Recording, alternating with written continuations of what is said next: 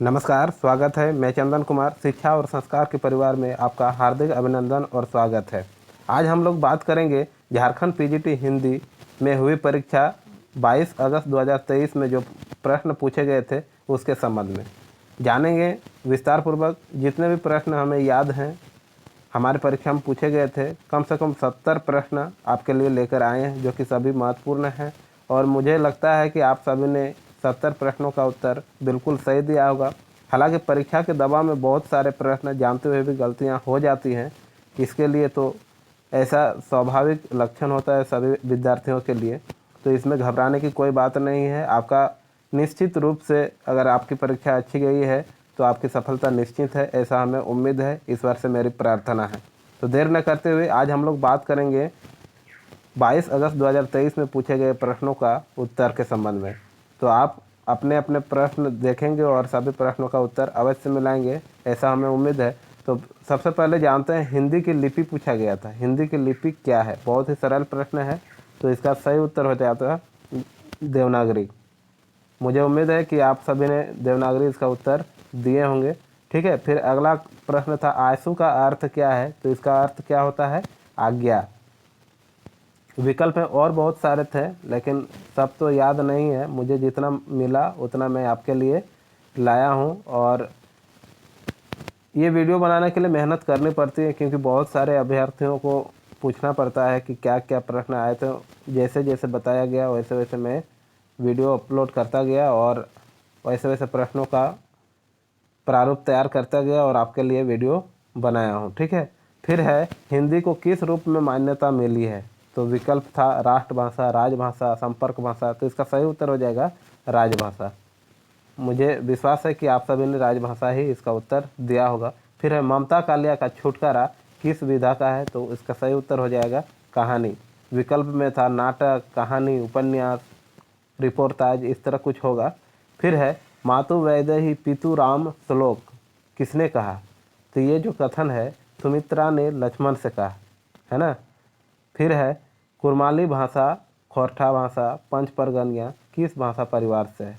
तो इसका जो सही उत्तर हो जाएगा आर्य भाषा परिवार से। अगर आपने आर्य भाषा परिवार इसका उत्तर दिया है तो बिल्कुल सही उत्तर दिया है, आपको बहुत बहुत बधाई। फिर है हिंदी साहित्य का इतिहास लेखन परंपरा की शुरुआत। हिंदी साहित्य की लेखन परंपरा की शुरुआत अगर पूछा जाए तो ये हो जाएगा गरसादर तासी। हमें उम्मीद है कि इसका भी उत्तर आप सभी ने सही उत्तर दिया होगा।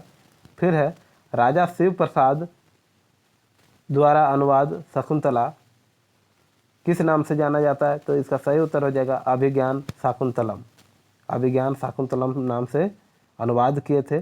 फिर है गुजरात शिक्षा सम्मेलन 1917 में गांधी के अनुसार कितने लक्षण है? तो 5 लक्षण विकल्प में दिया होगा 5, 4, 3, 2। फिर पंछी का अर्थ पूछा गया तो पंछी का अर्थ पंछी होता है। ठीक है, फिर है पंछी का अर्थ क्या है? पक्षी। फिर है हिंदी दिवस कब मनाया जाता है? बहुत ही सरल प्रश्न आपके लिए पूछा जाता है और पूछा गया था, तो इसका सही उत्तर हो जाएगा 14 सितंबर, है ना। अगर विश्व हिंदी दिवस पूछता तो इसका सही उत्तर हो जाता 10 जनवरी। तो इसमें पूछा गया था हिंदी दिवस कब मनाया जाता है और विकल्प में 10 जनवरी नहीं था, तो इसका सही उत्तर हो जाएगा 14 सितंबर। राजभाषा आयोग के प्रमुख कौन होते हैं? तो ये तो प्रधानमंत्री होते हैं, आप सभी को पता होगा। ईदगाह कहानी किस आधार पर लिखी गई? तो बाल मनोवैज्ञानिक। बहुत सरल प्रश्न। हालांकि किसी का मानना है कि 23 को प्रश्नों की संख्या मतलब 23 में जो प्रश्न पूछे गए थे सभी कठिन स्तर के थे और 24 में जो पूछे गए थे वो भी कठिन थे। और किसी किसी का मानना है कि 22 को सरल था और किसी किसी को मानना है कि 22 को ही सबसे अधिक कठिन था। तो मुझे ऐसा नहीं लगता है। जो प्रश्न आपको आते हैं, जो आपको आसानी से आप बहुत बार पढ़े होंगे, तो वो प्रश्न आपको सरल लगेंगे। अगर आपको प्रश्न नहीं आ रहे हैं तब वो कठिन लगेंगे। ऐसा तो नहीं लग रहा है किसी भी प्रश्न देखकर कि सिलेबस से बाहर पूछ गया, ऐसा कुछ नहीं है। अगर आप पढ़े हैं तो आपको सरल लगेगा, नहीं पढ़े हैं तो आपको कठिन लगेगा, ये स्वाभाविक है। ठीक है, फिर है अगला प्रश्न। किसी का मानना है कि 22 को कठिन था, 23 को सरल था, 24 को सरल था। तो ऐसा हमें नहीं लगता है। अगर आपको लगता है तो आप कमेंट करके अवश्य बताएं कि कब का आपको कठिन लगा और किस स्तर का था आपके प्रश्न। फिर है चिंतामणि का प्रकाशन वर्ष क्या है? तो ये बहुत सरल प्रश्न है, 1939। सरोज स्मृति का प्रकाशन पूछा गया था, तो इसका सही उत्तर 1935। हिंदी का पहला उपन्यास पूछा गया था, विद्यानिवास मिश्र का है, माफ कीजिएगा, लाला निवास मिश्र का है, श्री लाला निवास मिश्र का है। परीक्षा गुरु ये पूछा गया था, वो नहीं पूछा गया था किसका है किसका नहीं, छोड़िए। फिर हिंदी का पहला उपन्यास पूछा गया था, तो इसका सही उत्तर हो जाएगा परीक्षा गुरु।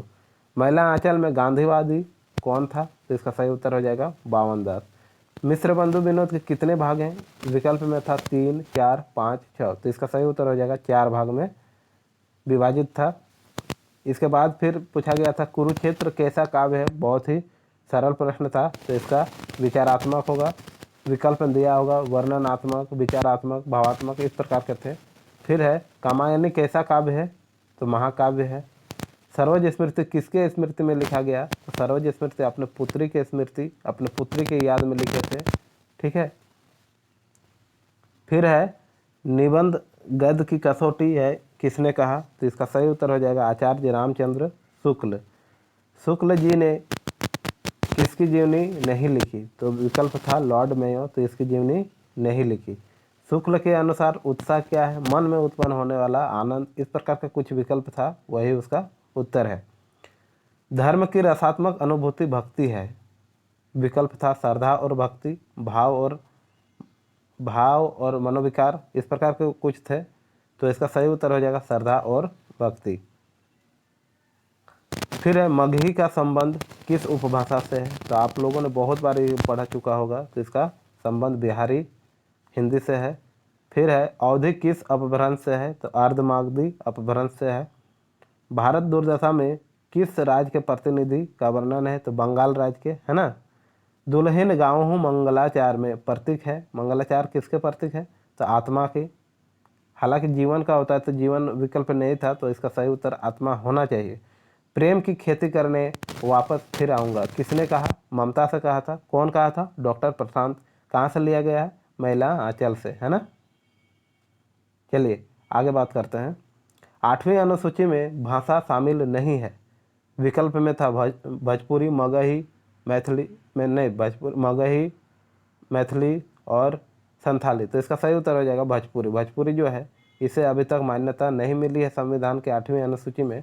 फिर है कार्यालयीय पत्र की भाषा कैसी होती है? तो विषय अनुरूप होती है ना, विषय के अनुरूप। राजभाषा अधिनियम कब पारित हुआ? अगर अधिनियम पूछा गया था तो 1966-67 होना चाहिए।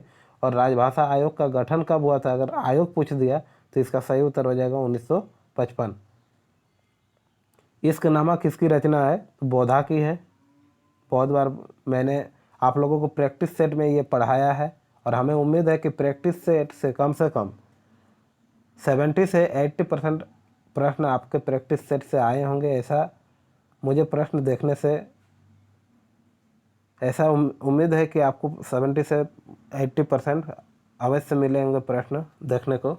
फिर है देवनागरी का सर्वप्रथम प्रयोग कहाँ मिला? देवनागरी का सर्वप्रथम प्रयोग कहाँ मिला? तो ये राजा जयभट्ट के शिलालेख में मिला।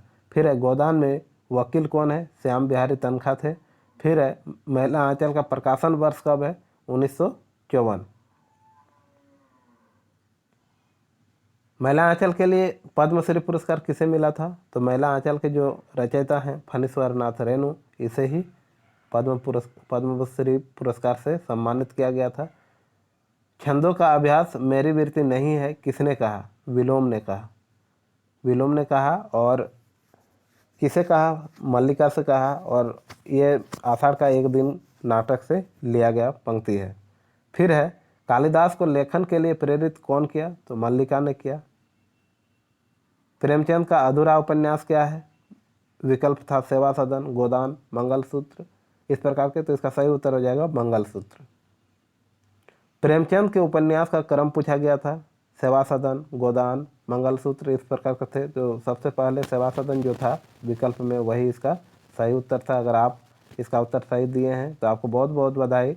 फिर है प्रसाद की रचनाओं का क्रम पूछा गया था, झरना, आंसू, लहर, कामायनी, ये जो विकल्प था यही इसका सही उत्तर था। अगर आप पहले झरना मारे हैं, फिर आंसू, फिर लहर, फिर कामायनी, तो आपके लिए ये सही उत्तर था और आपको बहुत बहुत बधाई सही उत्तर देने के लिए। अज्ञे की रचनाएं कौन सी है? विकल्प में था इत्यालम, हरी घास, क्षण भर, और एक विकल्प था और इनमें से सभी था। तो उसका सही उत्तर हो जाएगा इनमें से सभी। किसकी है? अज्ञे की है। भारत दुर्दशा के दूसरे अंक में कौन गीत गाता है? तो इसका सही उत्तर हो जाएगा भारत दूसरे अंक में गीत गाता है। स्कंद गुप्त में है क्या है? आंतरिक षड्यंत्र, प्रेम का अंतर्द्वंद, और एक विकल्प था और इनमें से सभी। तो इस प्रश्न का सही उत्तर हो जाएगा इनमें से सभी। अगर आपने इनमें से सभी उत्तर दिया है तो आपके प्रश्न का उत्तर बिल्कुल सही होगा, ऐसा हमें उम्मीद है और ऐसा हमें विश्वास है कि आप सभी ने इस प्रश्न का उत्तर सही दिया होगा। उसकी आत्मा दौड़कर उस युवक के दामन में सिमट जाने के लिए अधीर हो गई। ये किस पाठ से लिया गया है? किस कहानी से लिया गया है? तो इसका सही उत्तर हो जाएगा दिल की रानी। इसमें संदेह है बहुतों का, बहुत कोई ज्योति इसका उत्तर दिया है, लेकिन इसका सही उत्तर होना चाहिए दिल की रानी, जो कि मानसरोवर भाग 1 की कहानी है, मुंशी प्रेमचंद द्वारा रचित है। स्कंदगुप्त का प्रकाशन वर्ष पूछा गया था, आप बहुत बार इसे पढ़ चुके होंगे, 1928। इसके रचयिता कौन? जयशंकर प्रसाद। स्कंदगुप्त में अंकों की संख्या कितनी है? 5 है। अगर आप विस्तार पूर्वक पढ़े होंगे तो मैंने अवश्य बताया है अपने नोट्स में, हस्तलिखित जो नोट्स आपके लिए प्रोवाइड किया था उसमें अगर आप पढ़े थे तो स्कंदगुप्त के विषय में जो बताया उसमें सारा कुछ जितना प्रश्न पूछा गया था सभी उसी नोट से पूछे गए थे। भक्ति काल को किस नाम से जाना जाता है? बहुत ही सुंदर प्रश्न था। पूर्व मध्यकाल, बहुत बार मैंने बताया आप लोगों को। आदिकाल को वीर गाथा काल किसने कहा? यह तो सरल प्रश्न आपके लिए, रामचंद्र शुक्ल ने कहा। माँ कहानी में आदित्य की माँ है कौन है? करुणा। यह भी मानसरोवर भाग 1 की कहानी से ली गई है। फिर है संसद से सड़क तक किसकी रचना है? तो ये आप लोगों ने बहुत बार हमारे प्रैक्टिस सेट में भी पढ़ा होगा, धूमिल का है। चांद का मुंह टेढ़ा है, प्रकाशन वर्ष पूछा गया था 1964। कुरुक्षेत्र किसकी रचना है? रामधारी सिंह दिनकर। इसमें विकल्प था रामधारी सिंह दिनकर, अज्ञे, जयशंकर प्रसाद, इस प्रकार के विकल्प थे। तो इसका सही उत्तर हो जाएगा रामधारी सिंह दिनकर। हिंदी में लिखावट नहीं खपती किसने कहा? तो इसका सही उत्तर हो जाएगा अमीर खुसरो। मैं बोरीसाइला किसकी रचना है? मैं बोरीसाइला किसकी रचना है? तो ये मोहा माझी की रचना है। फिर है गोदान का मुख्य पात्र पूछा गया था, बहुत ही सरल प्रश्न, हौरी। झुनिया के पति यानी गोदान के एक पात्र हैं झुनिया, उनके पति की मृत्यु कहाँ हुई थी?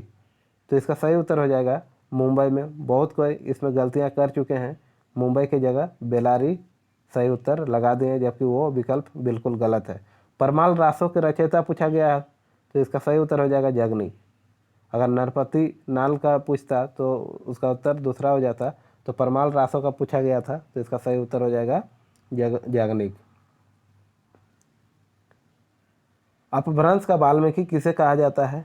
तो बहुत बार आप लोगों ने पढ़ा होगा, स्वयंभू को अपभ्रंश का वाल्मीकि कहा जाता है। चंदन वाला रास किसकी रचना है? तो इसका सही उत्तर हो जाएगा आसगू कवि की। आप सभी ने इसका उत्तर बिल्कुल सही दिया होगा।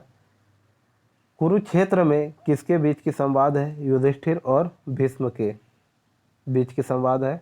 फिर है रजनी किसकी रचना है? तो मन्नू भंडारी की रचना है।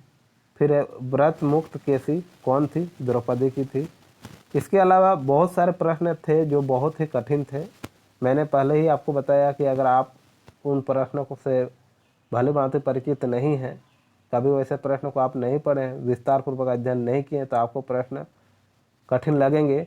हालांकि अगर प्रश्नों का लेवल देखा जाए तो 23 और 24 का थोड़ा सा सरल था, ये मैं भी मानता हूँ, लेकिन 22 के थोड़ा सा कठिन लग रहे थे, इसलिए भी क्योंकि 22 को शुरुआत हुई थी हिंदी की परीक्षा, और शुरू दिन सबको ऐसा लगता है कि मेरा जो तैयारी है कहीं ना कहीं अधूरा रह गया। इस वजह से दिल की धड़कन तेज हो जाती है और प्रश्न कठिन लगने लगते हैं, और थोड़े बहुत कठिन थे ऐसा मेरा भी मानना है। लेकिन अगर आप पढ़े होंगे तो आपको बिल्कुल सरल लगे होंगे, ऐसा हमें उम्मीद है।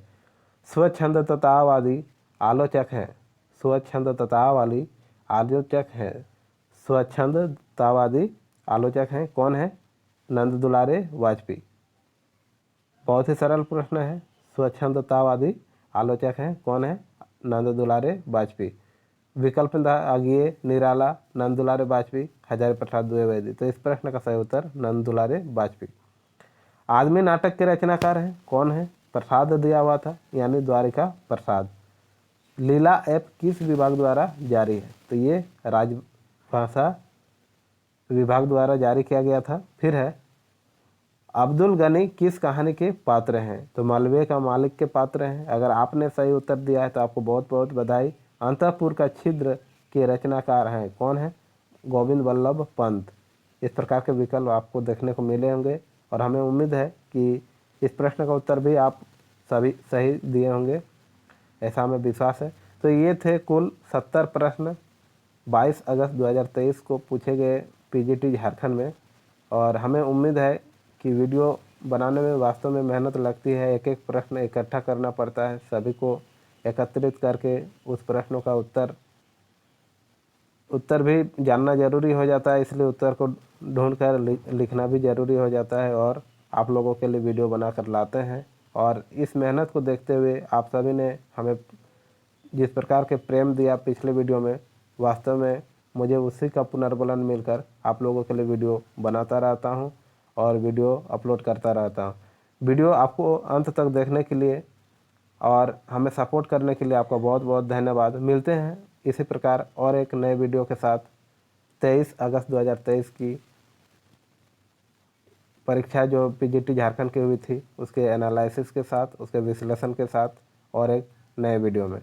तो वीडियो में अंत तक बने रहने के लिए आपका बहुत बहुत धन्यवाद और आभार।